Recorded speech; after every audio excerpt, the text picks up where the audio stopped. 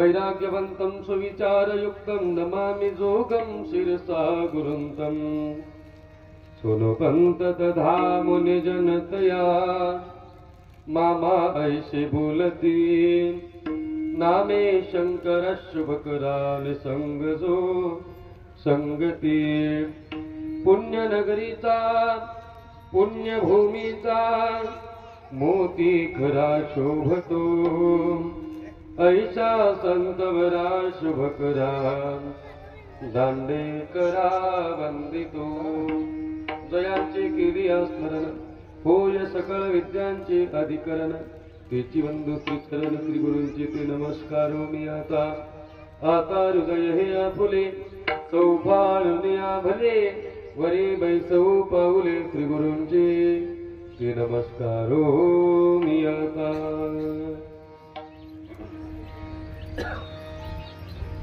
मंगलम भगवान विष्णु मंगलम गरुड मंगलम पुंडरीकाक्ष मंगलाय तनोहरी प्रस्तुत आनंदकंद सच्चिदानंद घन असलेला परमात्मा या परमात्म्याची परमपावन सुमधुर सर्वांना आनंद देणारे जीवन कृतार्थ करणारे जीवनाचा मार्ग सांगणारे नवे नवे भगवान परमात्म्याचं प्रेम आपल्या सर्वांच्या अंतःकरणामध्ये रुद्धिंगत करणारे अशी भगवान परमात्म्याची ती काल्याची प्रसादाची कीर्तन रूपी सेवा या काल्याच्या प्रसादाच्या कीर्तन रूपी सेवेकरता निवडलेली गवळण जगद्गुरु जगद्वंदनीय संत श्रेष्ठ श्री तुकोबरायांची जगद्गुरु श्री तुकोबराय या गवळणीच्या द्वारे आपल्या सर्वांच्या समोर गोकुळात घडलेला प्रकार सर्वांच्या समोर सांगतात काय प्रकार सांगता भगवान श्रीकृष्ण परमात्मा वसुदेव देवकीच्या उदरी कारागृहामध्ये प्रगट झाला. वसुदेवांनी त्याला गोकुळामध्ये नंद बाबाच्या घरी नेऊन घातलं. तिथं परमात्मा राहायला लागला. राहणारा नंद बाबाच्या यशोदेच्या घरी परमात्मा हळूहळू मोठा व्हायला लागला. मोठा होणारा परमात्मा सवंगड्यांमध्ये जायला लागला. आणि सवंगड्यांमध्ये जात असताना परमात्म्याने सवंगड्यांना विचारलं, तुम्हाला दही दूध लोणी खायला मिळत नाही का? तुमच्या घरी गायी आहेत तरी का मिळत नाही का? म्हणे नाही मिळत देवा. मग का मिळत नाही याचं कारण सांगितलं की बाबा सगळं ते मथुरेच्या बाजाराला जातं. बस चला म्हणे आपण त्या ठिकाणी दही दूध लोणी खाऊया. कसं खायचं, काय माध्यम निवडायचं? तर माध्यम निवडलं ते म्हणजे त्या ठिकाणी चोरी करणं. चोरी करायची ठरवली. झालं असं की परमात्मा प्रत्येक गवळणींच्या घरी जायचा. घरी जाऊन त्या ठिकाणी परमात्मा दहीदूध लोण्याची चोरी करायचा. दहीदूध लोणी खाऊन घ्यायचा. आणि खाऊन घेतल्याच्या नंतर ज्या मडक्यामध्ये दहीदूध लोणी असतं की नाही ते मडकं खाऊन पूर्ण पुसून ठेवलं. चाटून पुसून घ्यायचं आणि ती मडकं जे होतं की नाही दुधाने ती पालथी घालायचा. पालथी घातली की निघून जायचा. मौज अशी होती. गवळणींनी सकाळी उठावं. उठल्यानंतर गवळणींनी त्या ठिकाणी पाहावं. पाहिल्यानंतर गवळणींच्या असं लक्षात यावं, पाहती गवळणी. आणि पाहताना लक्षात यायचं, कवती पालथी दुधाने. दुधाने पालथी आहे. पालथी दुधाने पाहून त्यांच्या लक्षात यायचं की बाबा हे दुसरं तिसरं कोणी करणार नाही. कारण असं आहे, चोरीवरून चोरी करणारा व्यक्ती म्हणजे चोरी कुणी केली असेल हे ठरवता येतं महाराज. आम्हाला UPSCला त्या पद्धतीत त्या संबंधाच्या गोष्टी होत्या की जर चोरी केली तर चोरी केल्याच्या नंतर जर समजा पीठ घरातले जे खाद्यपदार्थ चोरीला जात असतील तर समजायचं ते जवळपास असं काहीतरी म्हणतात. काय कारण जर समजा एखाद्याने चोरी केल्याच्या नंतर आता हे पुढे सांगायला वेळ मिळणार नाही ना, 11 वाजून गेले म्हणून सांगतो. जर समजा चोरी केल्याच्या नंतर त्या ठिकाणी कोणाला कशाच प्रकारची इजा न करता जर फक्त सोनं चोरून दिलं असेल तर हे मध्यम कॅटेगरीचे चोर आहेत. पण जर चोरी करणारा चोरी करायला येतो आणि जर समजा त्याच्या चोरी करत असताना कोणी अडथळा जर आला तर तो त्या ठिकाणी त्याला जिवे मारल्याशिवाय सुद्धा राहत नाही. त्याला जबरीची चोरी म्हणतात, त्याला दरोडा म्हणतात. असं जर समजलं की चोर त्या ठिकाणी नक्कीच कोणते तरी डेंजर चांगले असे चोर असले पाहिजेत. अशी चोराची कॅटेगरी ठरवता येते. तसं इथे परमात्म्याने चोरी केली पण चोरी करताना चिन्ह सोडलं. पाहती गवळणी. काय चिन्ह सोडलं? तवती पालथी दुधाने पालथी घातली ना समजायचं मग हा चोर कोण असेल? मनती नंदाची या पोरी. त्याच्याहून चोर ठरवला. चोरीवरून चोर ठरवता येतो. आता आपलं वय नाही राहिलं शिकायचं. नाही तर शिकून बघा UPSCची परीक्षेमध्ये बसून तर बघा ते मार्गदर्शन ते आपल्याला कसं शिकवतात अशा गोष्टी. आम्हाला IPS व्हायचं होतं. जाऊ द्या होतं. भूतकाळात मला जायचं नाही. ऐका ऍक्सिडेंट झाला माणसाचं जीवन बदलतं की नाही तसं ऍक्सिडेंटमुळे जीवन बदललं महाराज आणि इकडे आपला प्रवेश झाला. असो मला माझ्याही भूतकाळात जायचं नाही. चोरावरून चोरी त्या ठिकाणी ठरवली जाते. अगदी तसंच झालं. म्हणजे दुधाने पालथी घातली त्यावर की चोर कोण असेल? मनती नंदाची या पुरी. आजी चोरी केली खरे. कुणी केली? म्हणजे आजी नंदाची या पोरे चोरी केली खरे. नंदाच्या पोरांनीच चोरी केली पण खरे शब्द दोन अर्थाने. खरं सांगू का म्हणे चोरी त्यानेच केली असेल एक आणि ज्याने चोरी केली ती खरी चोरी केली असेल दोन्ही अर्थ. आपण थोडासा विचार नंतर करूया. ऐका त्यानेच चोरी केली असेल म्हणजे कसं काय बरं? हे त्यानेच चोरी केली असेल हे कशावर? म्हणे अजिबात नाही. मी सांगते माझा विश्वास आहे. काय विश्वास आहे? आमचा विश्वास असा आहे, तयावी न नाशे नुहे दुसरी यायचे. त्याच्याशिवाय हे नादूस अशी चोरी कुणीही करू शकत नाही. त्याच्याशिवाय तयावी न नाशे त्याच्याशिवाय कोणीच करू शकत नाही. बर म्हणून ती खरी चोरी आहे. आपण त्या चोराला आणलं तरी कोणी सवे तुकया मेला तिने हा अवगुण्या आणला. तो अवगुण्या आहे आणि त्या मेल्या तुकुबऱ्याने आणलं. महिलांची भाषा मेला. पहिला शब्द मेला आणि मग मुर्दा असं काहीतरी म्हणतात बाबा.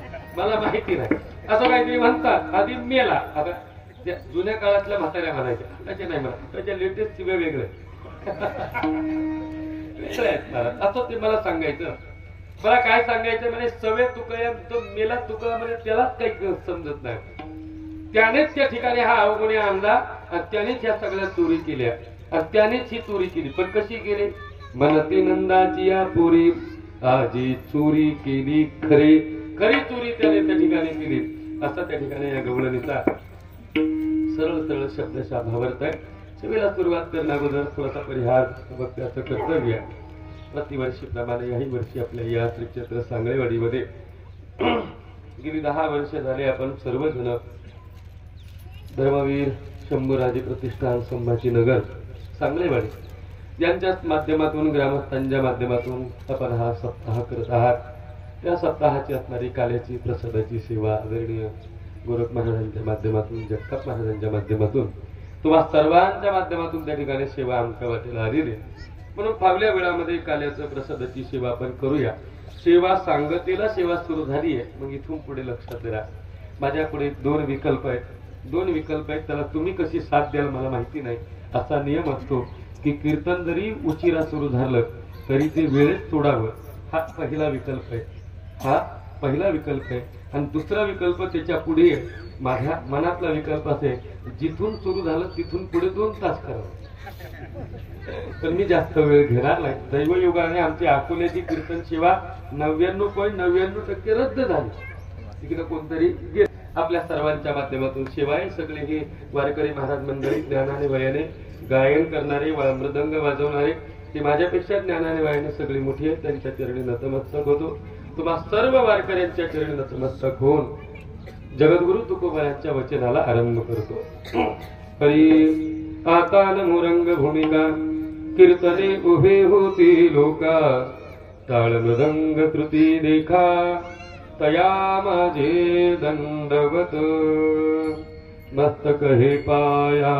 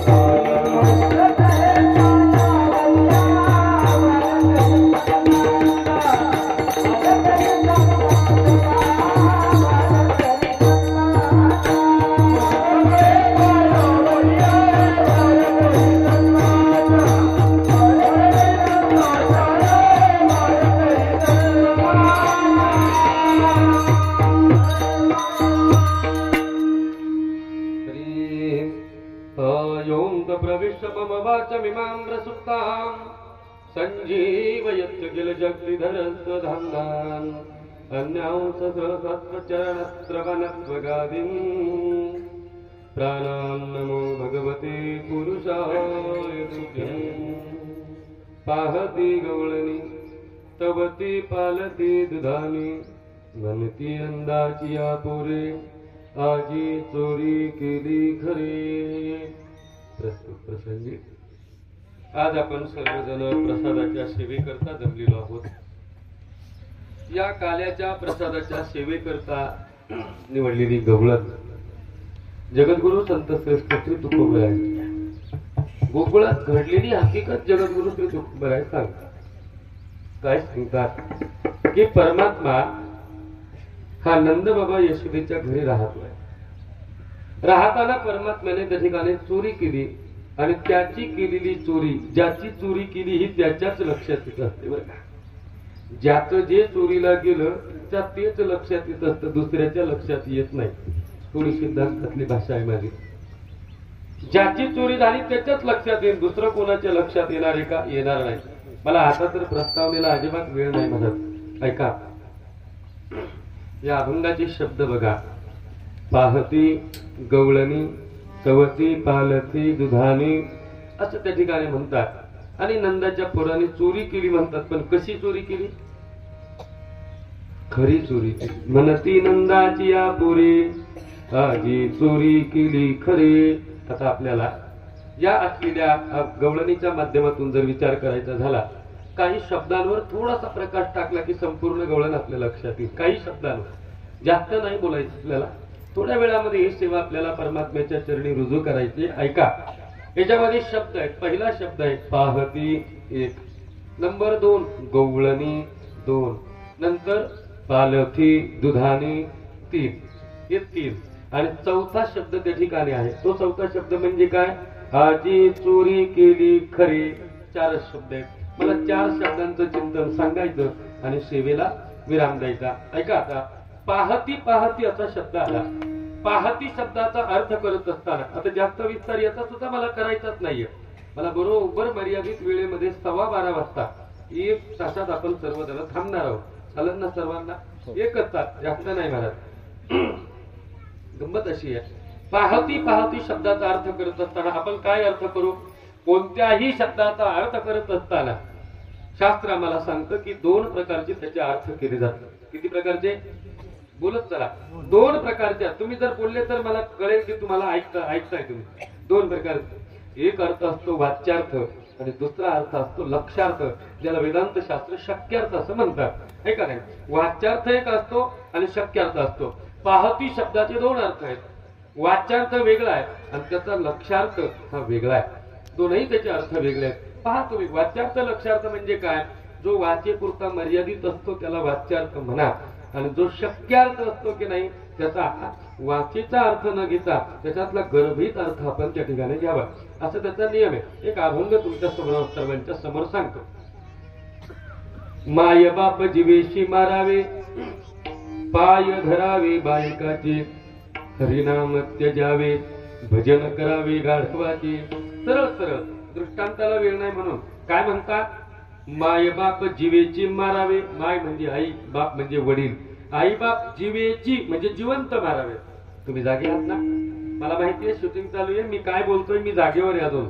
ऐका, मी काय सांगतोय? माय बाप जीवेची मारावे, पाय धरावे बायकाचे. याचा वाच्यार्थ सांगतो. आई बापाला जिवंत मारा. काय म्हणतात ते? आई बापाला जिवंत मारा आणि पाय कोणाचे धरा? बायकाचे, म्हणजे बायकोचे पाय धरा.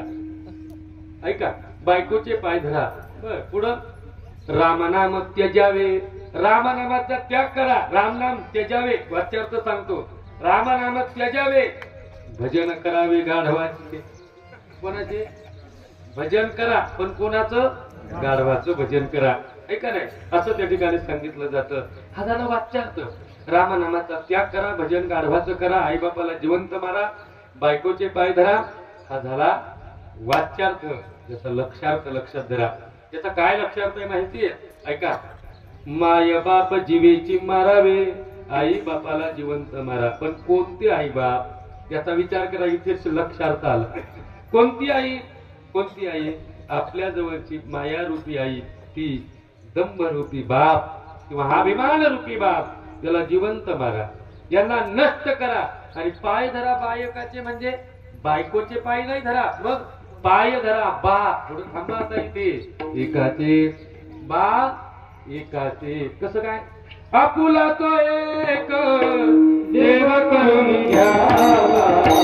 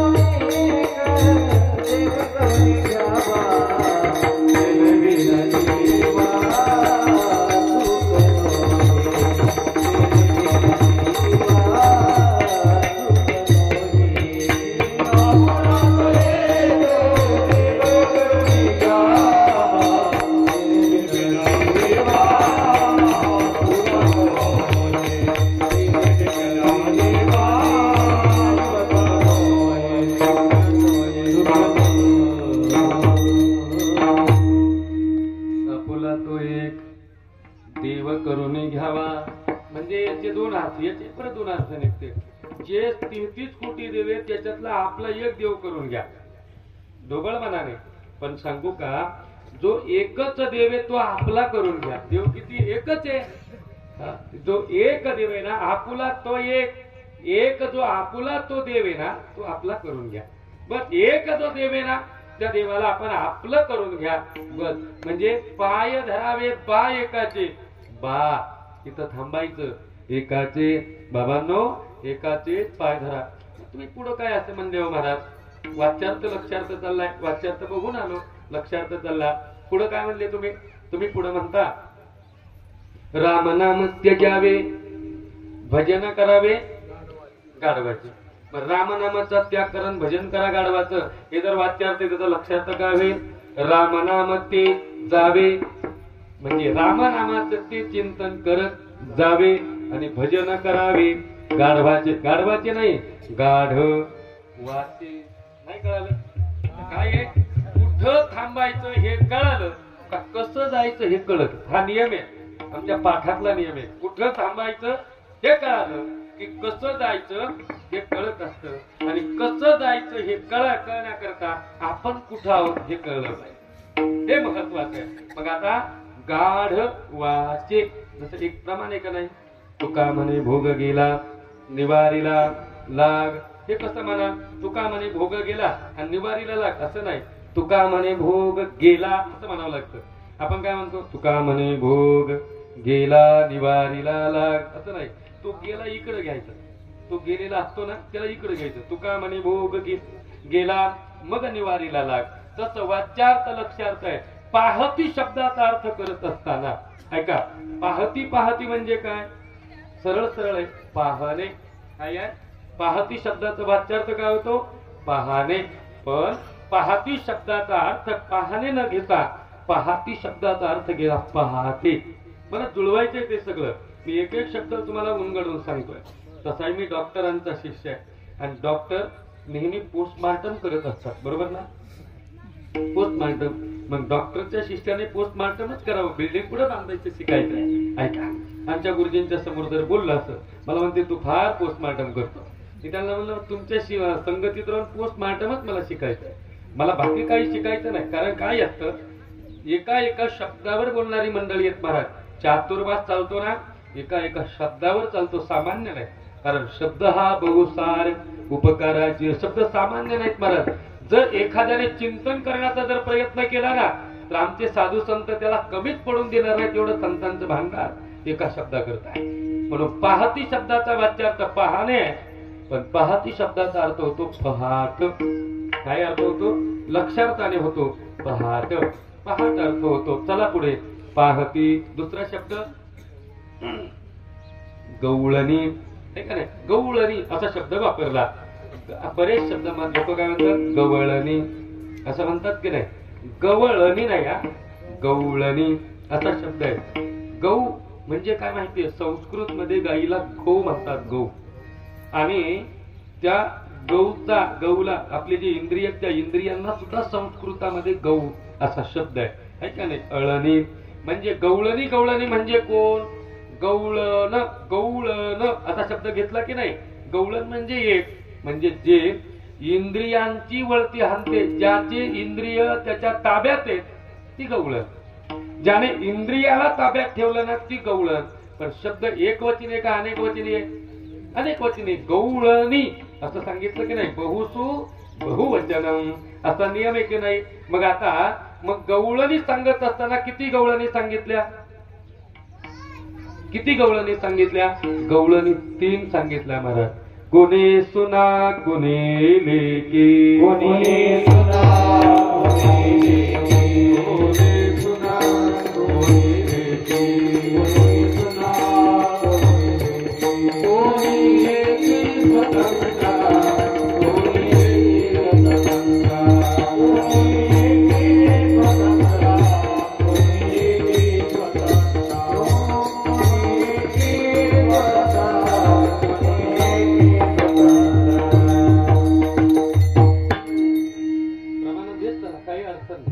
बिंदास मन मोकळं करून म्हणा. कोणी सुना कोणी लेकी. गवळणी किती आहे? 3च गवळणी आहे. माझं बोलणं लक्षपूर्वक ऐकलं तर कळत. नाहीतर आपल्याला प्रत्येक वेळी कृष्ण चरित्र ऐकायला आवडतं मान्य आहे, पण हेही कळायला पाहिजे ना. या कृष्ण चरित्रात प्रवेश करण्याकरता ह्या पाहिल्या आहेत महाराज. तसं कृष्ण चरित्रात प्रवेश होत नाही. ऐका, गवळणी 3 आहेत. 3 प्रकारच्या कोणत्या? कोणी सुना, कोणी लेकी, कोणी येती स्वतंत्रा. आता ऐका, पाहती शब्दाचा अर्थ आपण काय केला?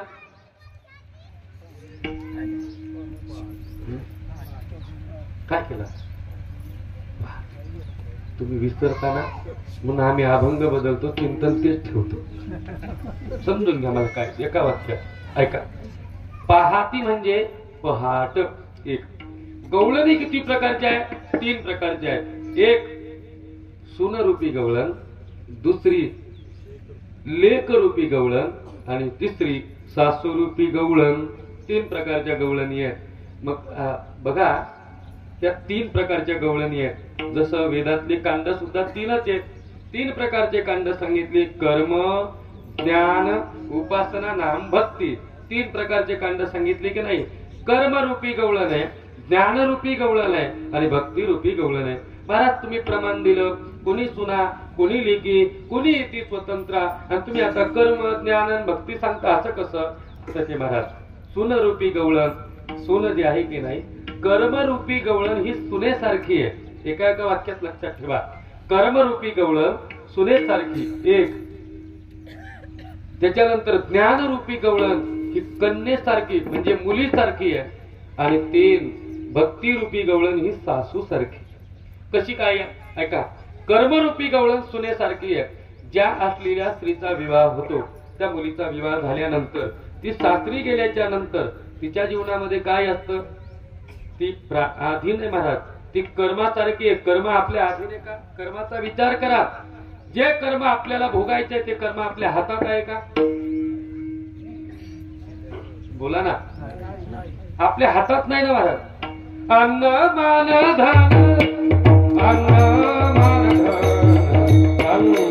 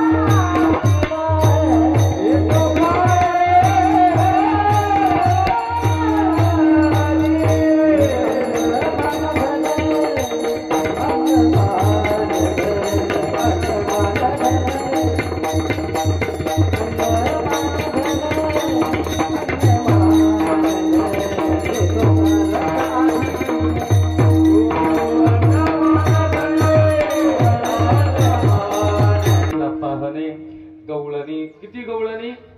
3 प्रकारच्या. एक कोणती?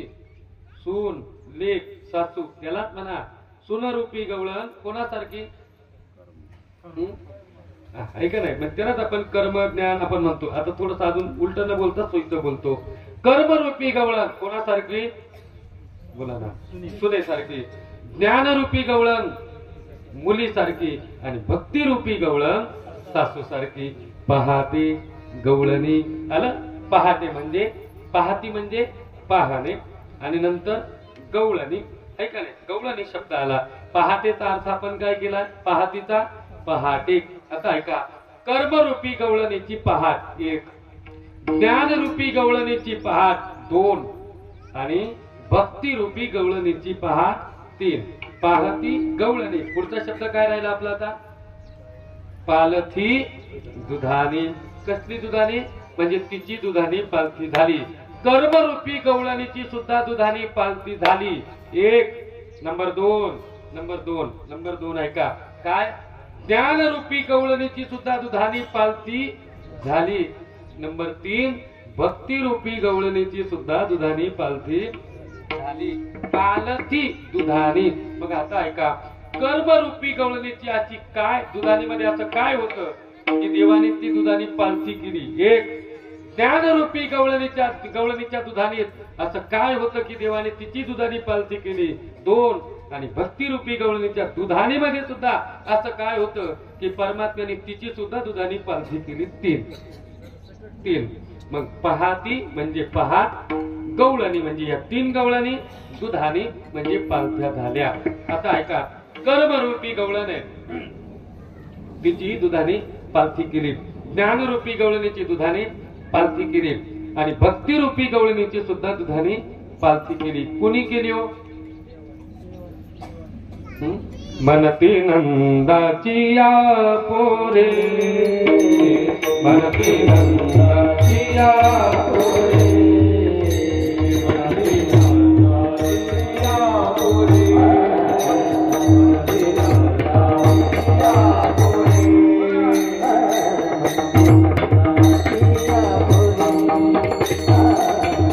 नंदाची या पोरे.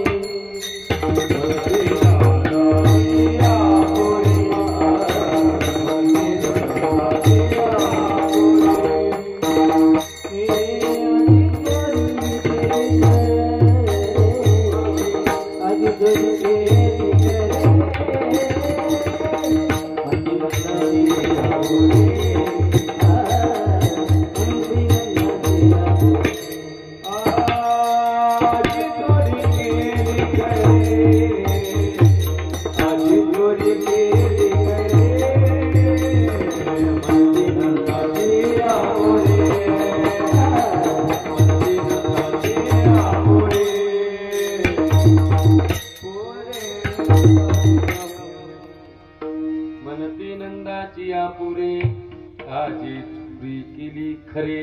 त्याने चोरी केली. कशाची केली? कोणाची चोरी केली? गवळणीची केली. कोणत्या गवळणीची? कर्म, ज्ञान आणि भक्ती या 3 प्रकारच्या गवळणी. माझ्या बोलण्याकडे थोडंच आता लक्ष ठेवा. 3 प्रकारच्या गवळणींची चोरी केली. पण कशी चोरी केली?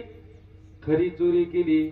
म्हणजे ज्या अर्थी, आता हनुमानाने बरं का, वेदांत शास्त्रामध्ये जे काही प्रमाण आहे त्याच्यामध्ये हनुमान प्रमाणे यत्र यत्र धुम्रान तत्र तत्र वनेही, मग त्याला ते स्वयंपाक घर आदी गोष्टी दाखवल्या दृष्टांताला. मला त्याला वेळ नाही. ऐका, ज्या अर्थी मी हनुमानाने बोलतो, ज्या अर्थी तुकोबराय म्हणतात आजी चोरी केली खरे, म्हणजे आज त्याने खरी चोरी केली असं जर त्या ठिकाणी म्हणत असतील तर विचार करा. चोऱ्या सुद्धा 2 प्रकारच्या आहेत. किती? 2 प्रकारचे म्हणतात. मगाची UPSCचं सांगितलं म्हणून तो आता हे सांगायला लागला. तर हो महाराज, चोऱ्या सुद्धा 2 प्रकारच्या आहेत. किती प्रकारच्या आहेत? 2 प्रकारच्या आहेत. ज्या अर्थी तुकोबराय म्हणतात आजी चोरी केली खरे, त्या अर्थी 2 प्रकारच्या चोऱ्या. एक खरी चोरी आणि दुसरी खोटी चोरी. 2 प्रकारच्या चोऱ्या आहेत. जास्त मला हे करायचं नाही. 11:30 वाजलेत माझ्या घड्याळात. ऐका, 2 प्रकारच्या, खरी चोरी, खोटी चोरी. तुमच्या दृष्टीने खरी चोरी कशाला आहे? बोला ना. खरी चोरी कशाला म्हणतात तुमच्या दृष्टीने आणि खोटी चोरी कशाला म्हणतात?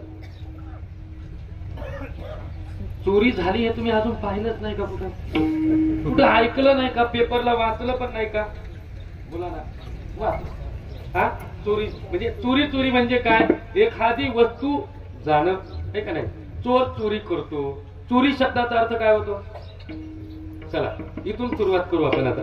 चोरी कशाला म्हणता तुम्ही? इंडियन पिनल कोड मध्ये चोरी शब्दाचा अर्थ सांगितलं. मी मराठीत सांगतो, मला इंग्रजी येत नाही. ऐका, चोरी शब्दाचा अर्थ करत असताना सांगितलं, मालकाची वस्तू मालकाच्या अपरोक्ष मालकाला न विचारता गेलं त्याचं नाव चोरी. सोपी व्याख्या, सोपी.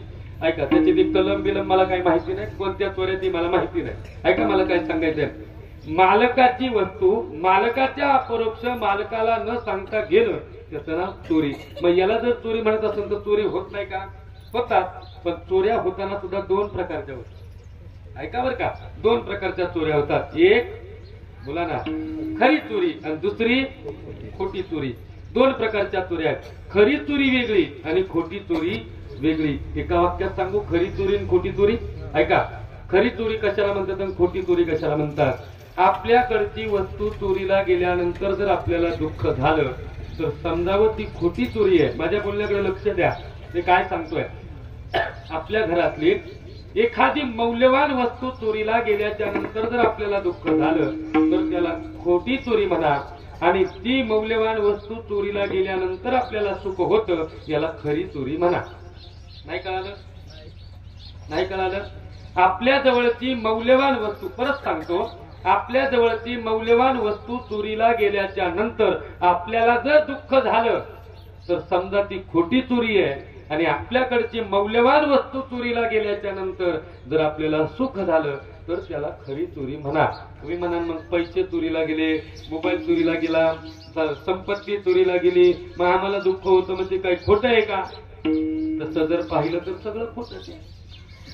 तुम्ही जर वेदांताचे पाठ ऐकाल तर तुम्ही सुद्धा म्हणाल हे सगळं खोटं आहे. पण तुम्ही जर वेदांताचे पाठ न ऐकता छान छान गोष्टी ऐका. एक होता राजा, त्याला दोन होत्या राण्या, एक होती आवडती, दुसरी, हे जर तुम्ही ऐकलं ना तर तुम्ही म्हणाल नाही नाही नाही, पैसे चोरीला गेले, संपत्ती चोरीला गेली, ही खोटी चोरी नाही, ती खरी चोरी आहे.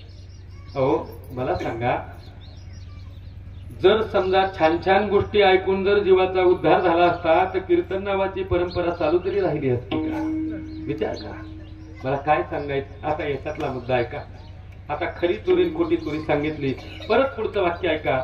संसारात जी चोरी होते त्याला खोटी चोरी म्हणा, आणि परमार्थात जी चोरी होते त्याला खरी चोरी म्हणा. परमार्थात चोरी होती म्हणजे परतही दुसऱ्याने येऊ शकतं महाराज. परमार्थात लोक कीर्तनाला जातात, कीर्तनाला जाऊन छान पैकी त्या ठिकाणी कीर्तन ऐकतात, आपली चुटकी चप्पल टाकून देऊन दुसऱ्याची चांगली चप्पल घेऊन जातात, आहे का नाही? आणि लोक म्हणतात नाही हो, सहज गेली असेल तो भोळा माणूस. अरे भोळा नाही, तो भामटाय. भोळा वेगळा असतो, भामटा वेगळा असतो. पण परमार्थात खरंच आहे ना, खरंच चोरीला गेलं पाहिजे. तीनही प्रकारच्या गवळणी आपण सर्वजण आहोत ना, हे तीन प्रकारच्या गवळणींच्या मध्ये मोडणारे आहोत. फक्त आपण ठरवा की आपण नेमकी गवळण कोणती आहे. कर्मरूपी गवळण आहे का ज्ञानरूपी गवळण आहे का आपण भक्तिरूपी गवळण आहे, आपण ठरवा. माझा तुम्हाला ठरवण्याचा अधिकार नसतो, म्हणू शकत नाही तुम्ही कर्मरूपी गवळण आहात, नाही नाही तुम्ही ज्ञानरूपी आहात का तुम्ही भक्तिरूपी आहात. कारण काय आहे, एखाद्याच्या अंतःकरणामध्ये परमात्म्याच्या चिंतनाने तो परमात्म्याच्या किती जवळ गेलेला आहे हे फक्त त्याला माहिती असतं. म्हणून कोणाला वर्मस्पर्शी बोलू नये, कोणाला मर्मस्पर्शी बोलण्याचे विधान आहे. परमार्थात जी होते ना ती खरी चोरी आहे. ऐका, संसारात होणारी चोरी खोटी चोरी आहे, आणि परमार्थात होणारी चोरी खरी चोरी आहे. म्हणून म्हणती नंदाची आपुरी, आजी चोरी केली खरी, आणि चोरी केली म्हणून गवळणी पाहती गवळणी, तवती पालथी दुधाने. कळालं महाराज, खरी चोरी. मग आता आम्हाला सांगा, कर्मरूपी गवळणीची अशी काय होतं तिच्या दुधानीमध्ये की तिची दुधानी पालती झाल्यानंतर तिला ती म्हणती नंदाची या पुरे, आजी चोरी केली खरे, तिची खरी चोरी झाली. आणि हे तिला पहाटे कळालं. कधी कळालं? पहाटे ना, तिला पहाटे कळालं. ज्ञानरूपी गवळणीची चोरी झाली, पण कशी चोरी झाली एवढं तरी लक्षात ठेवा, खरी चोरी झाली. कशी झाली? खरी चोरी. काय माहितीये का, मी क्षेत्रात जाऊन येतो, तीर्थक्षेत्रात जाऊ, कीर्तन तीर्थक्षेत्रासारखं करतो. कारण जिथं कीर्तन असतं ना तिथे परमात्मा आहे, तिथे साधू संत आहे. मग याचा अर्थ ते काय आहे? तीर्थक्षेत्राचे. ऐका ऐका, मला काय सांगायचंय. ज्ञानरूपी गवळणीची चोरी झाली. कशी झाली? खरी झाली. खरी चोरी झाली. मग तिने काय कशामुळे कळालं? दुधानी पालथी घाली म्हणून तिला त्या ठिकाणी कळालं. चला, मग दुधानी पालथी झाल्यानंतर तिला कळालं बाबा माझी चोरी झाली. आणि कधी झाली? पहाटे. पहाटे तिने पाहिलं, तिची त्या ठिकाणी काय झाली? चोरी. भक्तिरूपी गवळणीच्या दुधानीमध्ये सुद्धा असं काय होतं की तिची सुद्धा दुधानी पालथी झाली. मला सांगा, आता या तीन गोष्टींचा विचार करायचा आहे. कर्मरूपी गवळणीची पहाट झाली, तिची दुधानी तिला पालथी पहाटे दिसली. मग कर्मरूपी गवळणीची दुधानीमध्ये काय होतं? असं कर्माचे प्रकार आपल्याला माहिती आहे, नित्य नैमित्तिक कर्म हे आपण पाहतो. नंतर प्रायचित्त कर्म सुद्धा सांगितले, प्राकृत अप्राकृत ही कर्मही सांगितली. मला जास्त विचार करायचा नाही, पण कर्म हे तीन टप्प्यात मोडतं. तीन टप्प्यात मोडतं. एक संचित, क्रियामान, प्रारब्ध. तीन प्रकारचं आहे. ऐका, कर्मरूपी गवळणीची नेमकं काय चोरीला गेलं, तिच्या दुधानीमध्ये नेमकं काय होतं? कर्मरूपी गवळणीच्या दुधानीमध्ये तीनही गोष्टी असतात. क्रियामान असतं, संचित असतं आणि प्रारब्धही असतं. पण जरी कर्म करत असताना सुद्धा तिने जर कर्म केलं, वेदांत शास्त्र सांगतं स्वरूपाचं ज्ञान जरी प्राप्त झालं तरी प्रारब्ध मात्र जात नाही ना. जातं का? विचार चंद्रोदय ग्रंथाचं चिंतन करा. त्यांनी सांगितलं कर्म ज्ञानाचा उदय झाला, ज्ञानाग्रित सर्व कर्माने भस्मसात कुरुते, तथा ज्ञानाच्या अग्नीने कर्म जळून जातात. पण कोणतं? संचित जळून जाईल, क्रियामान जळून जाईल. पण प्रारब्ध वशामध्ये जे आलं ते करावंच लागतं की नाही. आले भागा ते करी, आले भागा आले भागा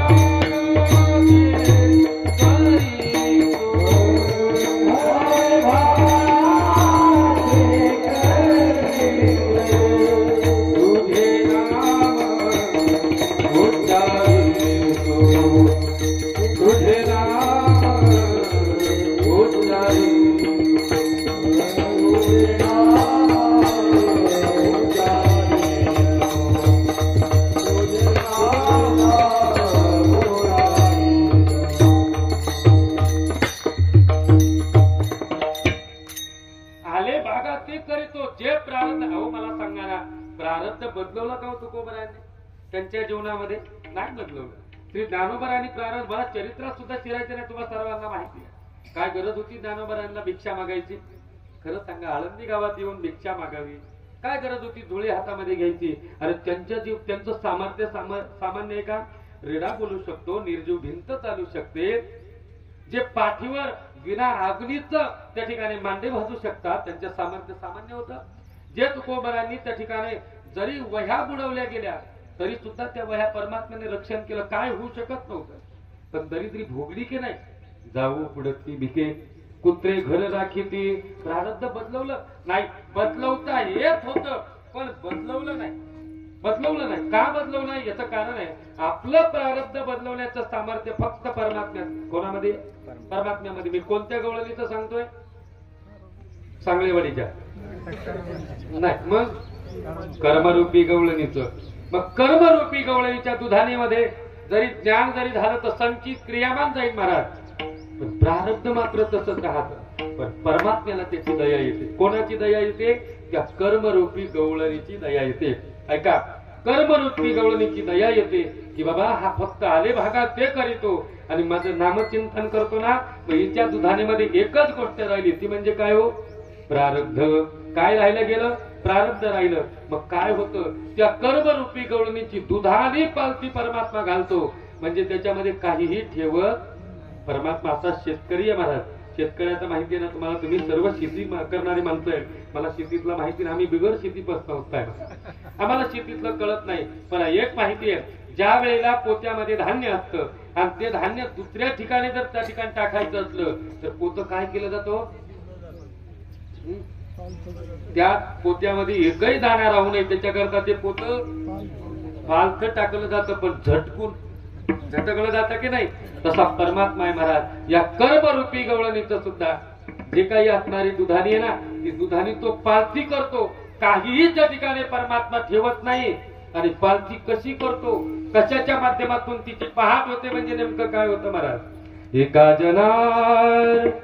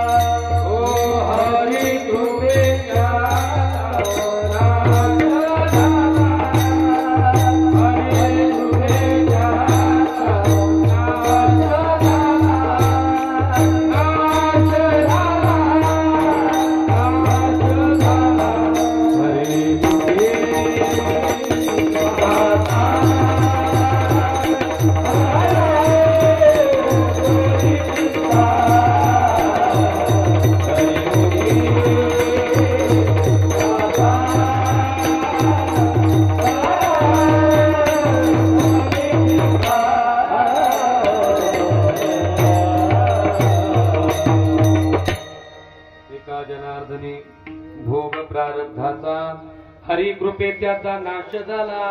हरीच्या कृपेने त्या असलेल्या त्याचं जे प्रारब्ध रूपी भोग आहे त्याचा नाश होतो. आणि त्यावेळेस तिचं प्रारब्ध संपून जात. ऐका, त्यावेळेला प्रारब्धच नसतं म्हणजे तिची दुधानी पालती होते. आणि ज्यावेळेस प्रारब्ध नष्ट होतो त्यावेळेला कर्मरूपी गवळणीची पहाट होते. कधी पहाट होते? प्रारब्ध संपलं, कर्मरूपी गवळणीची पहाट झाली. चला नंबर 2, दुसरी गवळण कोणती हो? ज्ञानरूपी. पण कोणासारखी आहे? लेकीसारखी, जी अर्धी स्वतंत्र आणि अर्धी परतंत्र असते. ज्ञानरूपी गवळणीचं असं काय राहत? असं आहे महाराज, ज्ञान झालेल्या मनुष्याला ज्ञान होतं खरं, ऐका बरं का, ज्ञान होतं. कशाचं ज्ञान होतं? ब्रह्मज्ञान. त्याला ब्रह्मज्ञान होतं. पण त्या व्यक्तीला ब्रह्मज्ञान झालं तरी सुद्धा ज्या ब्रह्माच्या विषयीचं ज्ञान आहे, कालचा मुद्दा आला आपला परोक्ष ब्रह्मज्ञानाचा, त्याला ब्रह्म सच्चिद आनंद हे कळतं. पण त्याच्याजवळ किंचित मलविक्षेप राहतो. आणि मलविक्षेप राहिला की त्याचं ज्ञान पूर्ण होत नाही. म्हणजे दृढ अपरोक्ष ब्रह्मज्ञान त्याचं पूर्ण होत नाही. मग दृढ अपरोक्ष ब्रह्मज्ञान पूर्ण होण्याकरता त्याच्याजवळ काय आहे? दृढ अपरोक्षता त्याच्याजवळ नाहीये. त्याच्याजवळ त्या दुधाने ऐका त्याच्यामध्ये काय आहे. मग काय होतं? कच्च ते ज्ञान कच्च. काल कच्च लिंबू पक्क लिंबू सांगितलं की नाही? मग आता त्याच्या पुढे मला थोडस बोलायचं. कालच्या कीर्तनाला अनुषंगून काल्याचं कीर्तन असतं असा नियम आहे.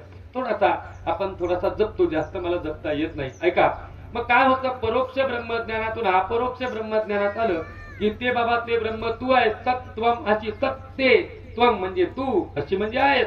त्या तत् आणि त्वमचा अशी पदाने ऐक्य केलं म्हणजे एक केलं. अशी नावाचं पद आहे, त्याने दोन्ही ऐक्य केलं म्हणजे तू आहेस असं सांगितलं. तत्ते ते म्हणजे काय? ब्रह्म, है का नाही? आणि त्वम म्हणजे काय? तू म्हणजे आत्मतत्व. लक्षार्थाने आत्मा आणि ब्रह्म दोन्ही एक, आणि वाच्यार्थाने ईश्वर आणि जीव दोन्ही पण एक. विस्तार करायला माझ्याकडे वेळ नाही. ऐका, पण काय होतं? त्याचं ब्रह्मज्ञान कच्च राहत. त्याच्या मनामध्ये असंभावना निर्माण होते. प्रमाणगत संशय आणि प्रमेयगत, बरोबर ना? चुकलं तर सांगा. प्रमाणगत संशय आणि प्रमेयगत संशय. प्रमाणाविषयी त्याला संशय येतो. त्याच्या दुधानीमध्ये काय आहे? ऐका, प्रमाणगत संशय आणि प्रमेयगत संशय येतो. आणि तो संशय बळावला की त्याच्याजवळ जी भावना येते तिला विपरीत असंभावना. विपरीत असंभावना. मग तो काय करतो? देहादी प्रपंचही सत्य म्हणतो आणि जीव ब्रह्माचा भेदही त्या ठिकाणी सत्य समजतो. आणि समजून त्याला असं वाटतं बस हे सगळं जे म्हणतात ते सगळं खोटं आहे. मी ब्रह्म नाही, मी ब्रह्म नाही असं त्याला त्या ठिकाणी वाटतं. ऐका, असं त्याला वाटतं. अरे जे ज्ञान सांगतो ते ज्ञान त्याच्या जवळच आहे. त्याचं ज्ञान त्यालाच घ्यायचंय. फक्त एवढंच आहे. मी, ऐका, मी सोपं करू का? मी कसा दिसतो हे जर मला पाहायचं असेल तर गरज कशाची आहे? आरशाची आहे. आरशाच्या समोर उभं राहिल्याच्या नंतर मी कसा दिसतो हे मला कळतं. म्हणजे मी कोणाला पाहतो तेव्हा मी कसा दिसतो हे मला कळतं. बोला ना. मी कसा दिसतो हे मला पाहण्याकरता तुम्ही उत्तर मला बरोबर दिलं. कशाची गरज आहे? आरशाची गरज आहे. ठीक आहे, आरशाची गरज आहे. आरशाच्या समोर मी मला पाहिलं, बरोबर की नाही? आरशाच्या द्वारे पाहिलं. मग मी कसा दिसतो हे मला कोणी सांगितलं? कुणी कोणाला पाहिलं? स्वतःला पाहिलं. आणि पाहून कोण म्हणतंय मी कसा दिसतो म्हणजे मी छान दिसतो? हे कोण म्हणतंय? मीच म्हणतो. मग मी छान नव्हतो का? म्हणा ना. माझं नाही चाललं, तुमचं सगळ्यांचं घ्या. जाऊ द्या महाराज, हे चमडीचं नाही सांगत मी, दृष्टांतात आहे. मला सांगा, मी छान नाही का? आहे. पण ते मी छान आहे याच्याकरता गरज कशाची भासली हो? आरशाची गरज भासली का नाही? आरशाची गरज भासली. अगदी तसंच आहे. माझ्याजवळ विपरीत नाही हो. माझा फेटा व्यवस्थित नाही आला.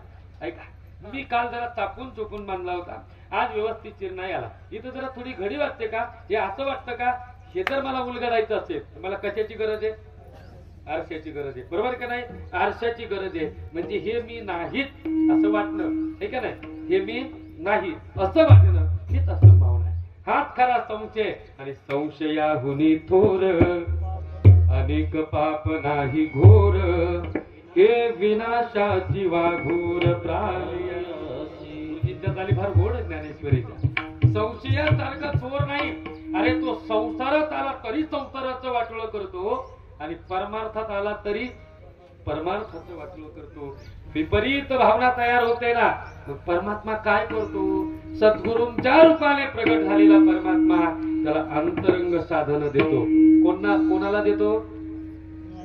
ज्ञानरूपी गवळणीला. कोणती साधनं देतो? श्रवण, मनन, निधिध्यासन, त्यातल्या त्याच्या आतल्या अंतरंग साधन, तत्वम पदार्थ शोधन, हे सर्व त्याला दिलं जातं. त्याला सांगितलं जातं, बाबा ऐक, तुला जर तुझा संशय दूर करायचा जर असेल, ऐका, तर त्या ज्ञानरूपी गवळणीच्या दुधानीमध्ये जे आहे ते म्हणजे संशय रूपी तिची दुधानी. एवढं लक्षात ठेवा. कोणतं काय तिच्या दुधानीमध्ये? संशय आहे तिच्या जीवनात, तिच्या दुधानीमध्ये. आणि जिच्या दुधानी संशय असतो ना ती डगमगते. मी सोपं करतो. पाठामध्ये असं सांगितलं जायचं, एखादी महिला आहे, ती पाण्याला चालली. पाण्याला चालल्यानंतर तिने चुंबळ घेतली, डोक्यावर हंडा घेतला. ऐका, भरलेला हंडा असतो की नाही? भरलेला हंडा जर डोक्यावर चुंबळ ठेवून जर तिने घेतला तर तो हंडा हलत नाही. ऐका, नंबर 2, हंडा मोकळा आहे आणि तिने डोक्यावर घेतला तरीही तो हंडा हलत नाही. पण कोणता हंडा हलतो? अर्धा. म्हणजे जो भरलेला पण नाही आणि जो पूर्ण मोकळा सुद्धा नाही, तो हलतो की नाही? मग आता संशय रूपी दुधानी कायम हलत असते. मग ऐका, मला काय सांगायचंय. असा संशय जीवनात आला रे आला, असा आला किंवा त्याला अंतरंग साधनं दिली जातात आणि त्याला सांगितलं जातं, त्याची पहिली पायरी सुरू होते. श्रवणाच्या मिशे बैसावे होनी,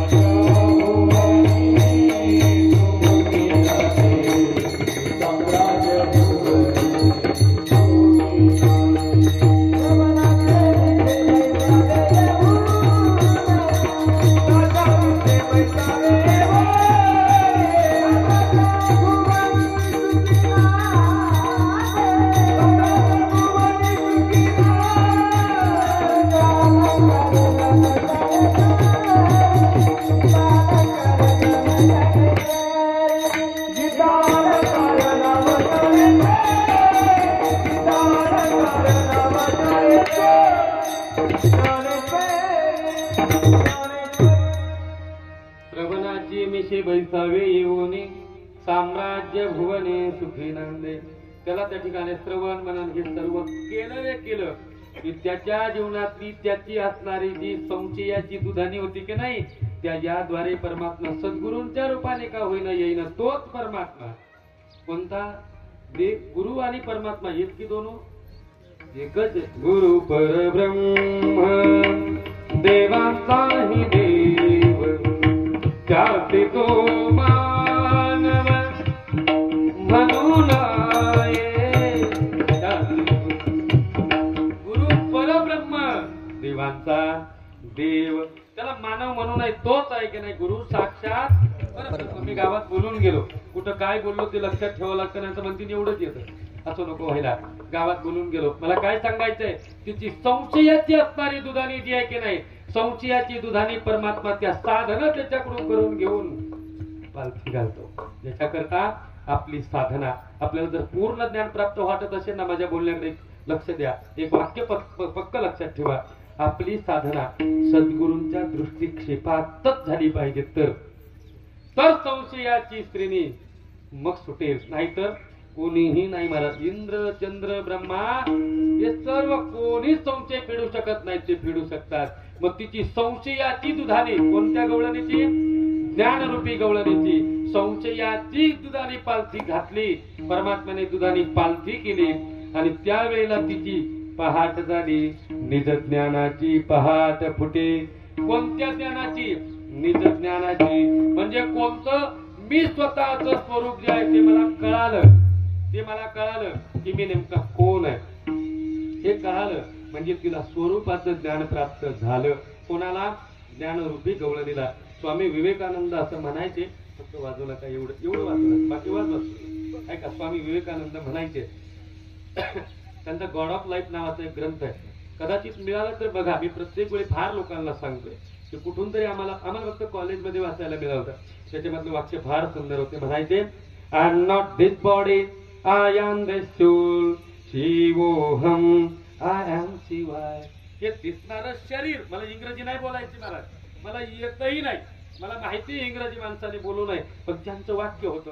माझा मोठ्यांचं वाक्य जरा स्वरात म्हणावं, जोरात म्हणावं, पण स्वरात म्हणावं असं आहे.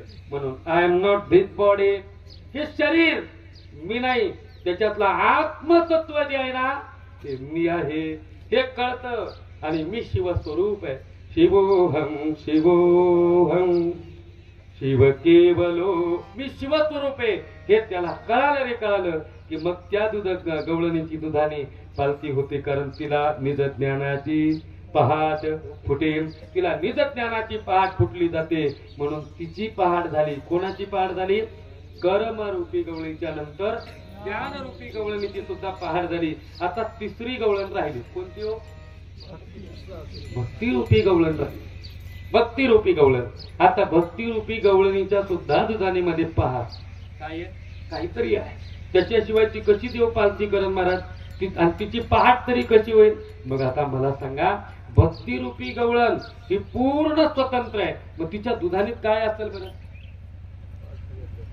आपल्याला सवय असते की नाही, काही लहान लेकरांना सवय असते याचे त्याच्या पिशव्या उचकायच्या असे असते महाराज.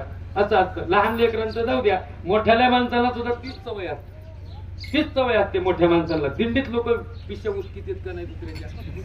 हा महाराज उचकतेच. आम्हाला अनुभव आहे, उचकतेच. असो, मला काय सांगायचंय, तसं हिच्याही दुधानीत काहीतरी असलं पाहिजे. काय असेल हो? हिच्या दुधानीमध्ये द्वैत काय आहे? तिच्या दुधानीमध्ये द्वैत आहे. तिला द्वैत वाटतं. मी भक्त आहे, तू कोण आहे? तू देव आहे असं वाटतं. पण परमात्मा म्हणतो, अरे तसं नाही, तू आणि मी एकच.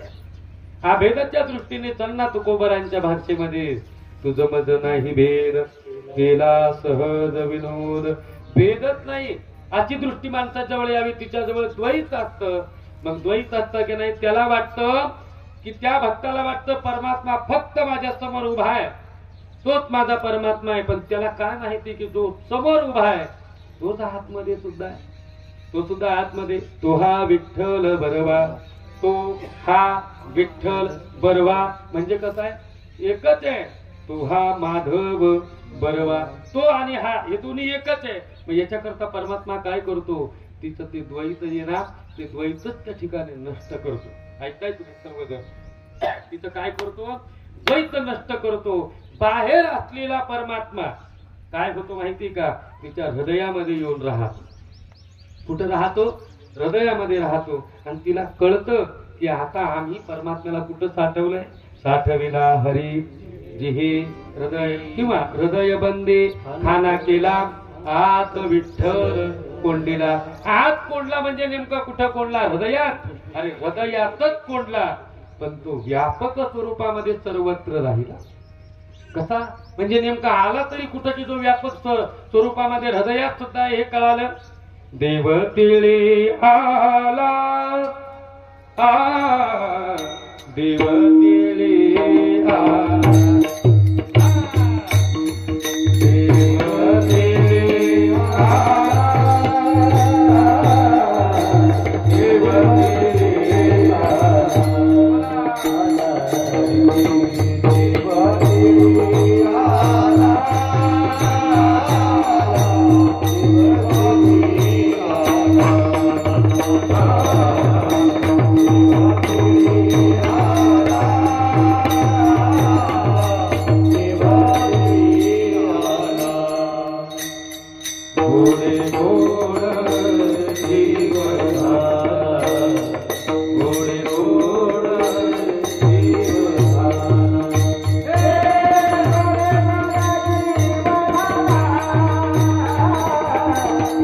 साधला हा पर्व काळ साधला हा पर्व काळ साधला हा पर्व काळ साधला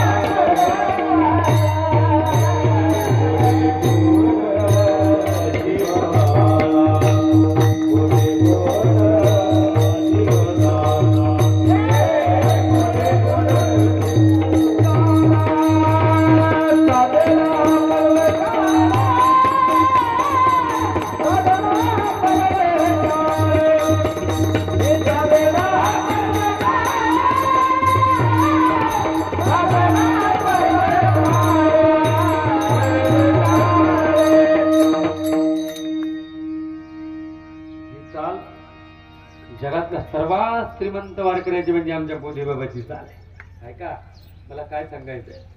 देव तिळी आला, गोडे गोड जीव झाला. झाला नाही, झाला. झाला म्हणजे पूर्ण झाला. आता त्याच्या जीवनात काहीच शिल्लक राहिलं नाही. धन्योहम कर्तव्यमेन विद्यते किंचित. धन्योहम प्राप्तव्य आद्य सर्व संपन्नम. ना कोणतं कर्तव्य ना कोणतं प्राप्तव्य तिची दुधानेच पालती झाली. कृतकृत्य झालो इच्छा केली ते पावलो. इच्छा केली ते पावलो. इच्छा केली ते पावलो.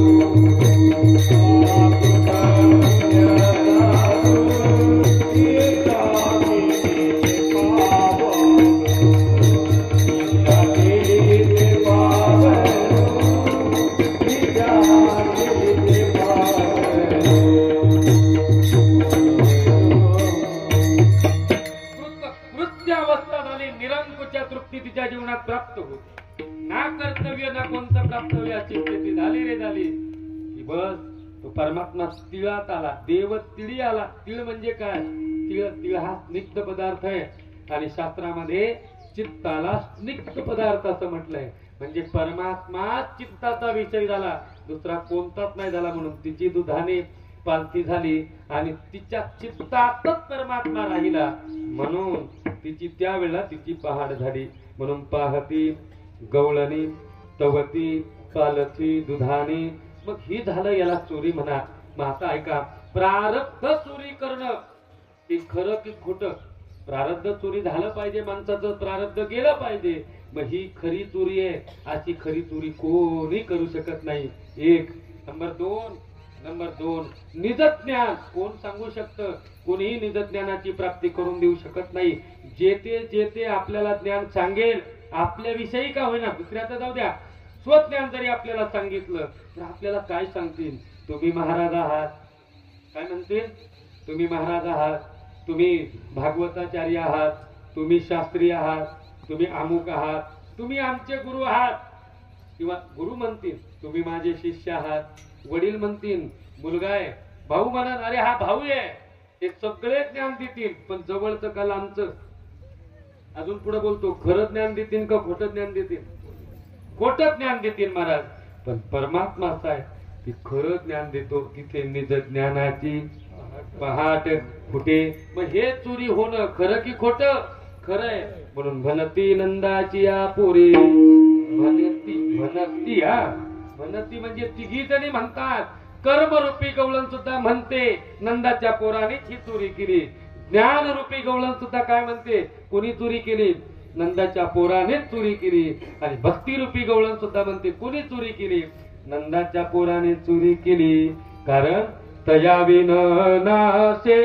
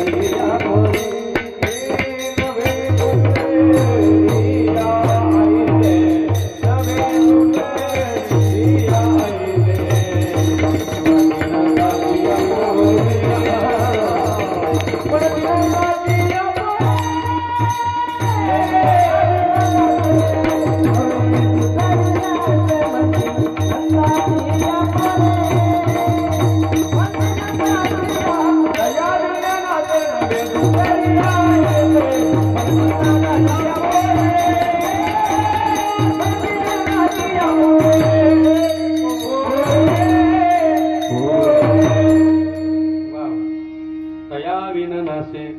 त्याच्याशिवाय हे कोणीही करू शकत करेल का? प्रारब्धाची चोरी आपल्या कोणी करेल का? त्या ठिकाणी आपल्या संशयाची चोरी संशयाची दुधाने पालते कोणी करेल का? आपल्या द्वैताची चोरी कोणी नाही. तया विना नासे नोहे दुसऱ्या आईचे, दुसरं कोणातच हे सामर्थ्य नाही. पण महाराज अशी जर खरी चोरी व्हावी वाटत असेल, वाटत असेल तर म्हणतो बरं मी, ज्याचा त्याचा प्रश्न आहे. मला सांगा तुमच्यापैकी किती जणांना वाटतं खरी चोरी आपल्या घरात व्हावी, आपली व्हावी, घरात जाऊ झालं तर म्हणतील बुवा कीर्तन करून गेला आणि रात्री चोर पाठवून दिली. ऐका मला काय सांगायचंय खरंच मला मनापासून सांगा. मी आतापर्यंत जेवढं चिंतन तुमच्या समोर 1 तास झाला मी बोलतोय, मी आतापर्यंत चोरी तुम्हाला सांगितली. कोणती सांगितली? खरं सांगा कोणती चोरी सांगितली? खरी सांगितली. मग खरी चोरी मी सांगितली. किती जणांना वाटतं माझी अशी खरी चोरी व्हावी? किती जणांना? 2 बाकीच्यांना खुरपायला जायचं काय? सगळ्यांनाच वाटतं. पण परमार्थ करणाऱ्या माणसाच्या जीवनात लाज, भय आणि शंका आणि अभिमान 4 गोष्टी परमार्थाला प्रतिबंध करतात. प्रत्येकाला वाटतं. त्याच्याशिवाय तुम्ही ऐकू शकत नाहीत महाराज, त्याच्याशिवाय तुम्ही बसू शकत नाही. अरे 5 मिनिट मोबाईल नसला तर माणसाला करमत नाही. तुम्ही तरी असं जाऊ द्या, चुकून झालं बरं, क्षमा करा. खरंच करमत नाही महाराज 5 मिनिट नसलं तर माणसाला मोबाईल. आम्ही कीर्तन चालू होतं मागच्या वर्षी एप्रिलमध्ये IPL चालू होती आणि ती पखवाजी मॅच पाहायची. अशी पखवाजाच्या आडून बरोबर ते स्टँड बिन कुठं मिळतं तुम्हाला लोकांना मला माहिती नाही. असं स्टँड बिन मस्त पैकी चाललो. मी निंदा करत नाही, मला कोणाची निंदा करता येईल अधिकार पण असा मोबाईल ठेवला. अहो मी प्रमाण म्हणून गेलो तरी ते वाजवीत नव्हतं. एवढं IPL मध्ये दंग झालं होतं. मी काही बोललो नाही महाराज. लोकांना कोणला म्हणलो नाही कुठून आणलं, काही बोललो नाही. जवळ त्यांच्या जवळ गेलो, म्हणलं महाराज काय स्कोर झालाय एवढं दिसलं. बाकी काही बोल. बिचारायला कळालं मला काय म्हणायचं. चांगला विद्यार्थी होता. मला काय म्हणायचंय, तुम्हाला जर खरी चोरी होऊ नये असं वाटत नसतं तर तुम्ही बसले नसते. 2 मिनिट माणसाला मोबाईल नसला तर करमत नाही. प्रभाते मोबाईल दर्शनम म्हणतात महाराज. असं होतं की नाही माणसाला? पहिलं माणूस काय पाहत, पण एवढं असून सुद्धा 2 तास तुम्ही या मंडपामध्ये येऊन बसता. माझंच कीर्तन नाही, आतापर्यंत झालेल्या कीर्तनाचा विचार करा.